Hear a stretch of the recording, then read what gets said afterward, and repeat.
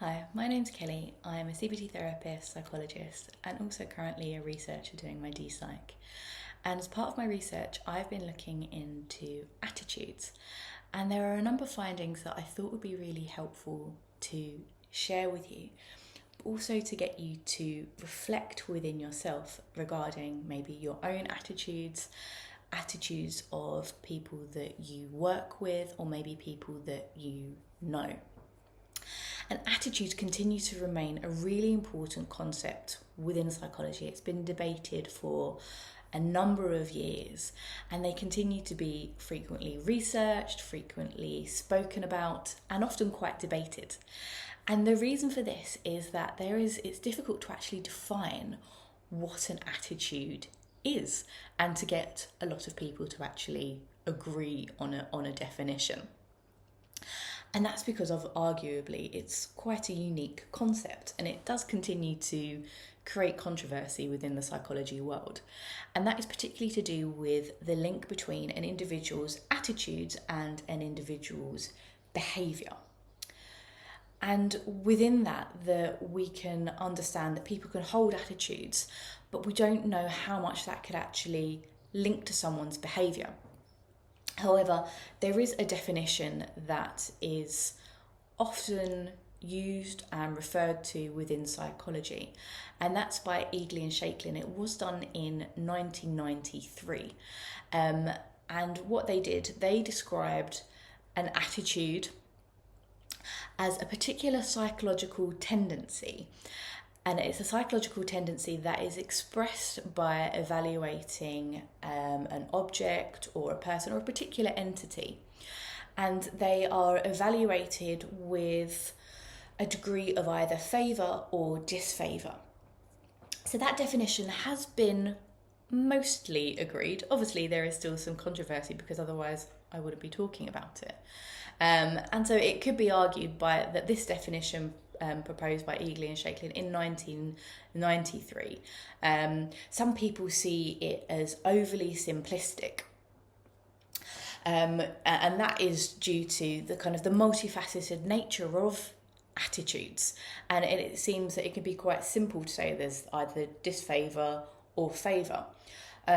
So because of that, Hogg and Vaughan in 2017, they further defined attitudes. And they saw it as a relatively enduring organisation of beliefs, of feelings, and of behaviour.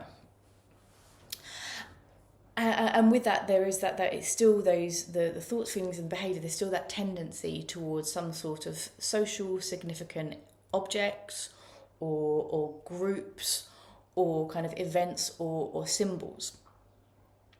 And they go on further to think about that it is a general feeling or evaluation of that group, that event or that symbol. And that evaluation can be positive or negative.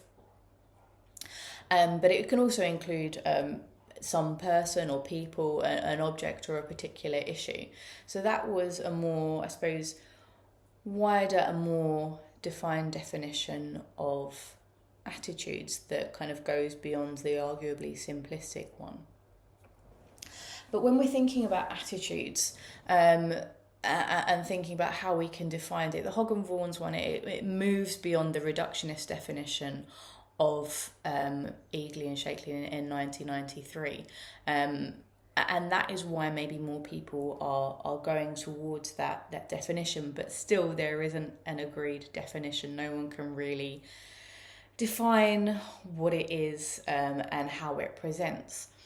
But what we do know and what is understood by many psychologists, researchers, and other modalities is that attitudes can have a real impact on other people or other situations. So it is an area that will be really, really important to understand, whether we have one agreed definition or not.